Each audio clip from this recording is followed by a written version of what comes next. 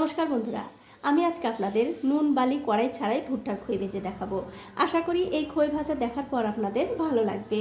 তো ভুট্টার খই ভাজার জন্য দেখতে পাচ্ছেন এখানে আমি 1 প্যাকেট ভুট্টা নিয়েছি। এটা হচ্ছে ফ্যামিলি প্যাক, মানে এই প্যাকেটের যদি 1 প্যাকেট আপনারা ভুট্টা ভাজেন তাহলে কিন্তু বাড়িতে যতগুলো লোক থাকবে মানে সদস্য থাকবে সবারই কিন্তু হয়ে যাবে। তো এখন আমি এই প্যাকেটটা কেটে নিচ্ছি, একটা বাটির মধ্যে ঢেলে নিলাম। আর এরকম প্যাকেট কিন্তু অনলাইনে কিংবা যে কোনো বড় বড় শপিং মলে পাওয়া যায়।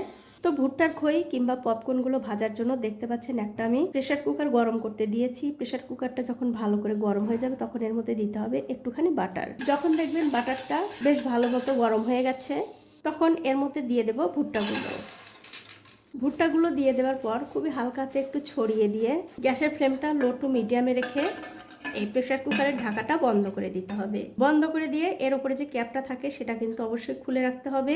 এখন আমি কিছুক্ষণ অপেক্ষা করব এই পপকর্নগুলো তৈরি হওয়ার জন্য।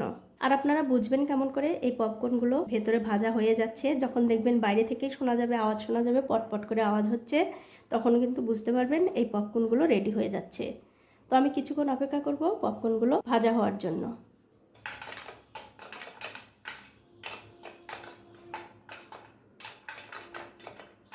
তো দেখলেন তো প্রেসার কুকারের মধ্যে কিন্তু আওয়াজ হলো। যখন খইগুলো ভাজা হয়ে যাবে তখন কিন্তু এই আওয়াজটা বন্ধ হয়ে যাবে।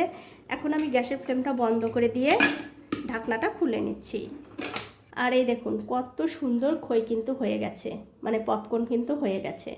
তো এখন আমি এই খইগুলো অন্য একটা পাত্রে তুলে নিচ্ছি।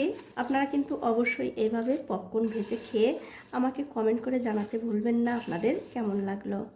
তো বন্ধুরা, এই যে সবগুলো পপকর্ন কিন্তু আমি বাটিতে ঢেলে নিয়েছি। তো আজ এই পর্যন্তই, দেখা হবে অন্য কোনো নতুন ভিডিও নিয়ে।